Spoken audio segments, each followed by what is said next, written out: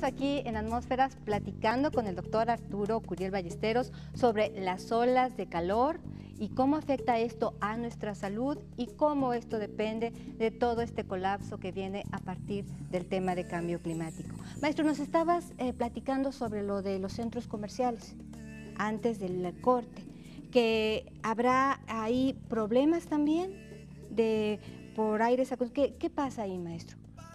No, yo creo que en esta parte comentábamos que las medidas de adaptación a la parte de cambio climático, es decir, en este momento están siendo múltiples. O sea, lo que se está buscando es tratar de generar nueva tecnología, generar nuevas ideas que más o menos identifiquen cómo lograr estar menos expuesto a la parte de la alta temperatura, ¿no? Okay. Algunas sociedades como las japonesas están quitando ya la parte de traer corbata, por ejemplo, en las instituciones, porque eso ayuda a que tengas menos uso de aire acondicionado y entonces consumen menos energía, está más fresco, ¿no? O sea, sin la corbata, ¿no? Desde eso hasta lo que comentábamos, que hay algunos lugares que están pensando, por ejemplo, en el ganado lechero, que están identificando ya prácticamente meterlos a espacios con aire acondicionado, porque el estrés calórico les impacta fuertemente, no solamente les baja la parte de lo que viene a ser la producción, sino también les baja su apetito y la cantidad de abortos se incrementa, ¿no? Entonces, bueno, pues se busca regular todo eso. Vamos a una pregunta más, maestro. Una pregunta más, ahora sí la verde. La verde.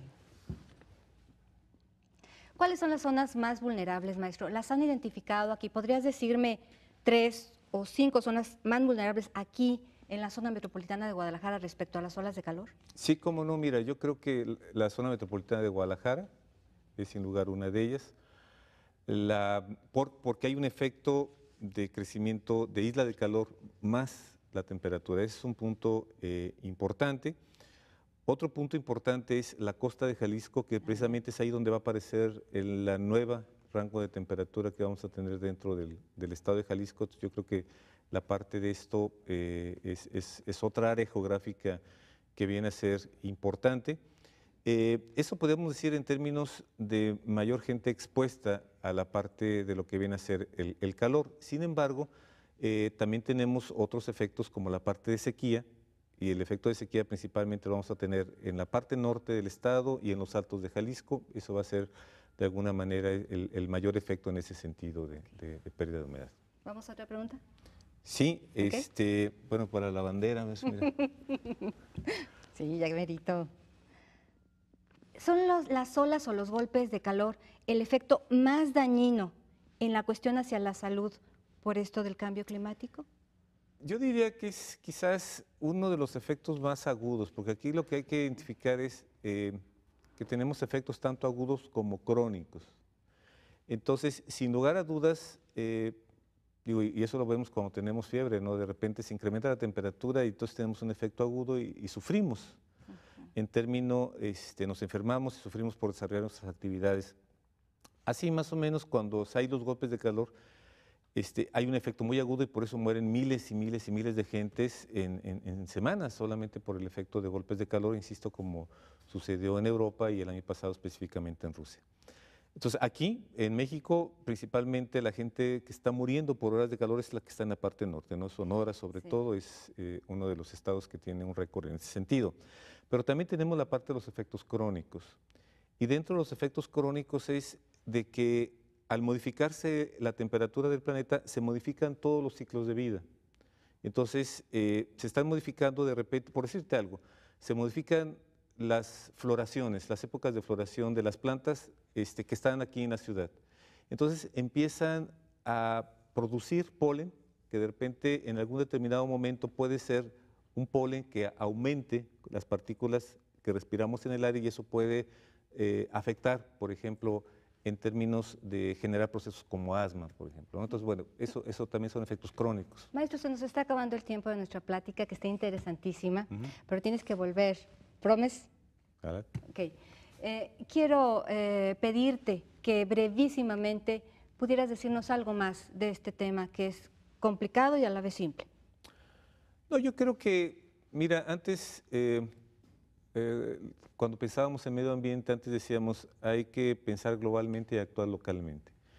Yo creo que el cambio climático nos implica a pensar globalmente y actuar globalmente y pensar localmente y actuar localmente. ¿Por qué razón? Porque lo que está en términos de esta modificación es el planeta mismo, es el sistema vital planetario de la atmósfera, pero también los efectos y donde hay que implementar las medidas de adaptación son locales. Entonces, bueno, sí tenemos que enfrentarnos a este fenómeno y que de alguna manera lo que tenemos que buscar es tratar de corregir el camino, corregir la plana para vivir mejor. Maestro, muchísimas gracias.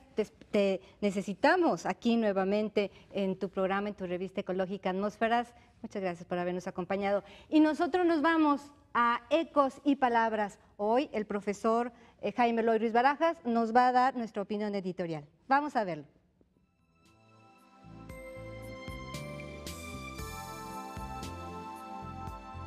La población urbana aumentó en 2.300 millones entre 1955 y 2005. Para este año se calcula que de los 7.000 millones de habitantes, más de la mitad de la población mundial vive en ciudades. La desorganizada expansión urbana en la mayoría de los casos ha traído consigo enormes impactos a los ecosistemas. El modelo de desarrollo capitalista neoliberal ha acelerado el cambio de uso del suelo agrícola y forestal por urbano con alto nivel de especulación comercial y deterioro de la calidad de vida y bienestar de los citadinos. El área metropolitana de Guadalajara, con 8 municipios conurbados, es un ejemplo caótico de crecimiento donde la tendencia de 800 a 1.200 hectáreas anuales de fraccionamientos y asentamientos irregulares han propiciado la ocupación de tierras agrícolas de los valles de Tezistán y Toluquilla, habiendo urbanizado por completo el valle de Atemajac de aproximadamente 700 kilómetros cuadrados. Parte del Bosque de la Primavera y su área de transición, la barranca de Oblatos-Huentitán y las cuencas hidrológicas del río Santiago y la cuenca del Ahogado, entre otros agravios ambientales y de alto riesgo para sus habitantes. Seguimos aquí en Atmósferas, pero lamentablemente se nos ha terminado el tiempo. Hoy vimos historias maravillosas que yo quiero que repliquen en su hogar. Yo soy María del Rayo, llenen sus espacios de amor, de luz y de acciones concretas en favor de un mundo mejor. Mi beso, mi abrazo sostenido, pásela bien, hasta la próxima.